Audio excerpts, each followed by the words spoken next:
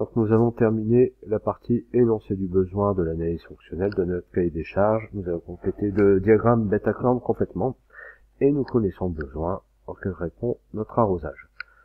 Maintenant, l'énoncé des fonctions de service. Donc pour énoncer les fonctions de service, on utilise le diagramme pieuvre et il faut donc regarder l'objet dans son environnement.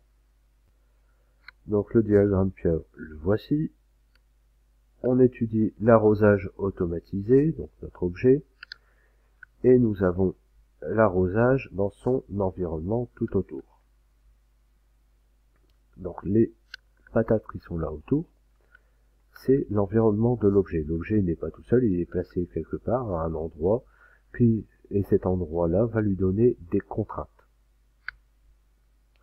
Donc on va regarder un peu les contraintes, l'environnement de notre objet.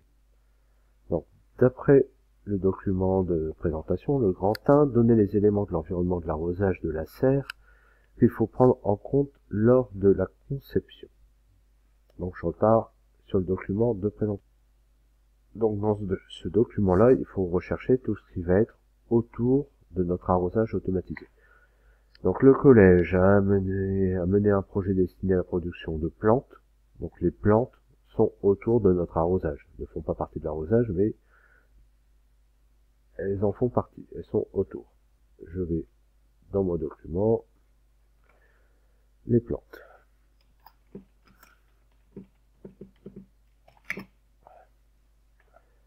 Ensuite, pour les élèves de 6e, donc c'est les élèves de 6e qui vont utiliser l'arrosage, les élèves de 6e font partie de l'environnement de notre arrosage.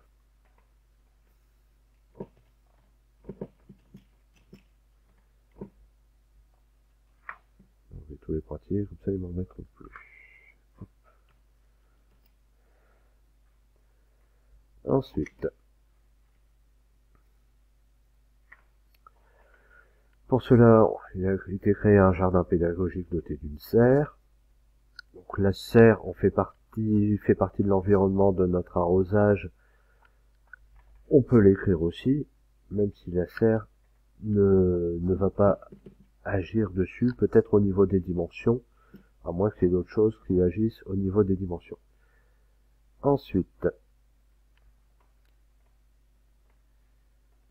un problème est apparu durant les vacances scolaires, il faut recourir à un système automatisé pour arroser les plantes selon leurs besoins. Donc on va quand même mettre les besoins des plantes. Plantes et leurs besoins. Non, c'est pas ça du tout. Certains équipements lourds, coûteux, le fait que ce soit coûteux, il faudra peut-être en prendre compte. Donc pour l'instant, je vois pas comment l'écrire. Ont déjà été achetés et installés, il faut les prendre en compte et les utiliser. Donc ça fait partie de l'environnement de l'arrosage. Alors qu'est-ce qui fait partie de l'environnement de l'arrosage? La cuve, qui permet de récupérer de l'eau de pluie. L'eau de pluie aussi fait partie de l'environnement de l'arrosage. Donc cuve et eau de cuve et eau de pluie.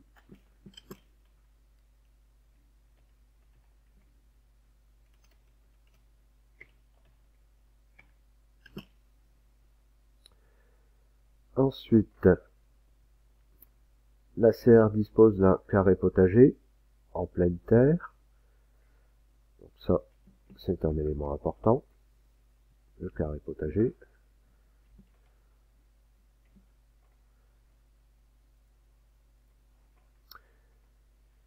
Donc on a les dimensions du carré potager et de 8 bacs de culture. Ça fait partie aussi de l'environnement de notre arrosage. Les 8 bacs de culture, il faut en tenir compte. Ensuite, nous avons les dimensions des bacs de culture. Ils sont installés en ligne sur une table de culture. La table de culture fait partie de l'environnement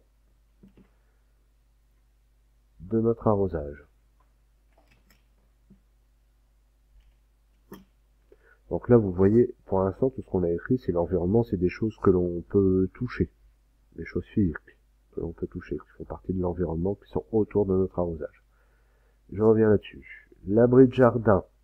Alors l'abri de jardin n'est pas mis directement en contact avec l'arrosage.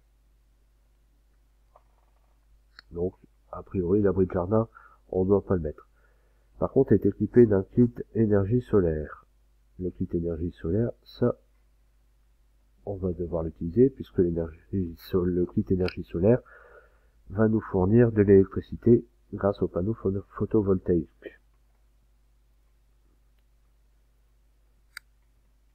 Donc le kit énergie solaire qui transforme l'énergie lumineuse du soleil en énergie électrique. Ça pose pas de problème. Quoique on pourrait écrire énergie lumineuse. Ça fait partie aussi de notre environnement d'utiliser l'énergie lumineuse.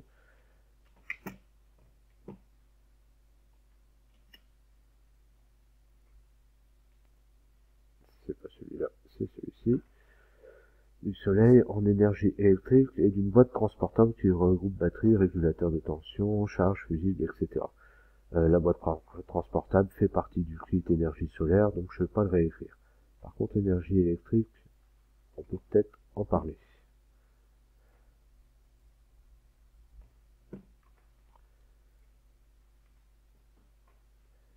Ensuite, ce kit solaire permet d'alimenter jusqu'à 12 volts une lampe 8 watts pendant 30 heures, 16 watts, une lampe 16 watts pendant 15 heures, un chauffage 150 watts pendant 1h30, un compresseur 80 watts. Donc tout ça, ce sont des exemples de choses que l'on peut brancher sur le kit solaire. C'est pas forcément des choses qu'on a dans notre arrosage, enfin qui vont concerner notre arrosage. Pareil, l'éclairage intérieur de l'abri de jardin ne concerne pas l'arrosage en lui-même. Donc a priori, on a appris tous les éléments de l'environnement extérieur à l'arrosage, à notre arrosage automatisé. Alors la suite, vous venez de prendre en compte des éléments physiques, matériels. Les plantes, c'est bien quelque chose qu'on peut toucher. Les besoins des plantes, c'est quelque chose d'immatériel qu'il faut prendre en compte quand même. Les élèves de 6e, c'est quelque chose de matériel, on peut les toucher. La serre, la cuve, l'eau de pluie, carré potager, les bacs de culture, la table de culture, le kit énergie solaire, tout ça, ce sont bien des choses matérielles. Les énergies lumineuses et électriques, ce sont des choses immatérielles que l'on ne peut pas toucher, mais qui font quand même partie de l'environnement de notre objet. Alors, vous venez de prendre en compte les éléments physiques, matériels, mais d'autres existent sans avoir une réelle présence autour de notre arrosage et vont nous apporter d'autres contraintes pour la réalisation du projet. Alors, voici des idées, une liste d'idées de contraintes. Complétez pour chaque idée par un élément déjà trouvé ou un autre élément auquel on n'avait pas encore pensé, ou aucun si cette contrainte n'a pas besoin d'être prise en compte. Contraintes liées au fonctionnement. Alors, comme contrainte liée au fonctionnement, par exemple, on a des élèves de 6e. Il faut qu'ils soient capables de l'utiliser. Contraintes liées à l'ergonomie et facilité d'utilisation. Pareil, les élèves, ce sont les élèves de 6e qui vont l'utiliser. Il faut que ça soit très facile d'utilisation. Ensuite, les contraintes liées à la sécurité. Il faut pas que les élèves se blessent.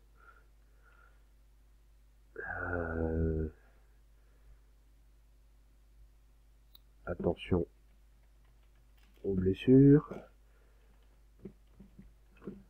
aux coupures par exemple. Il faut pas que les élèves se coupent avec notre arrosage. Il faut faire attention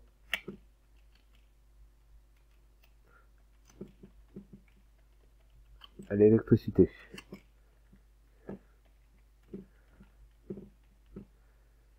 Alors pour attention à l'électricité, ici on voit que le kit solaire permet d'alimenter jusque 12 volts. Jusque 12 volts, donc a priori les risques électriques vont être très limités. Avec du 12 volts, normalement, on peut pas avoir un choc électrique très important. À moins que l'ampérage soit très important, mais ça devrait passer. Ensuite, les contraintes liées à l'esthétique. Est-ce que notre arrosage doit être beau? Non. Donc là, je vais mettre rien du tout. Il n'y a pas de contraintes liées à l'esthétique. Contraintes liées au développement durable. Le développement durable, c'est l'association de trois éléments: l'économie, l'écologie et le social. Au niveau économie, il faut que ça soit rentable. A priori, si on fait notre propre arrosage, ça sera plus rentable que d'en acheter un déjà tout fait. Ça sera plus rentable que de venir arroser les plantes avec un tuyau d'arrosage et le tuyau directement branché sur les canalisations, sur les arrivées d'eau potable. Là, on va utiliser de l'eau de pluie. Donc, au niveau économique, ça semble bon. Au niveau social, il faut que tout le monde puisse y accéder, mais là, on parle que des élèves de 6e, donc a priori, c'est pas quelque chose à prendre en compte. Au niveau écologique, on utilise de l'énergie renouvelable.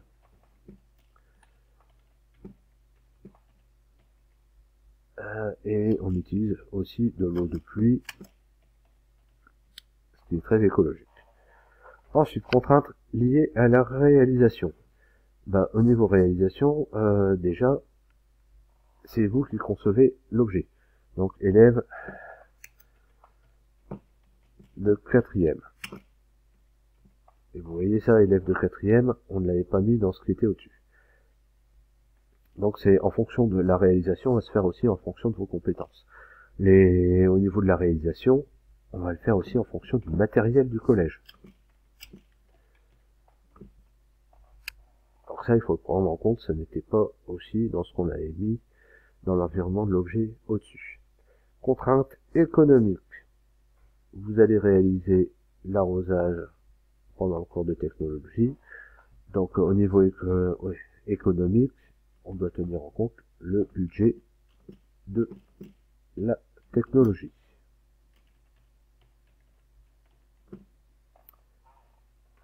Donc là, a priori, on a pris en compte toutes les contraintes, enfin pas toutes les contraintes, tout l'environnement de notre arrosage automatisé.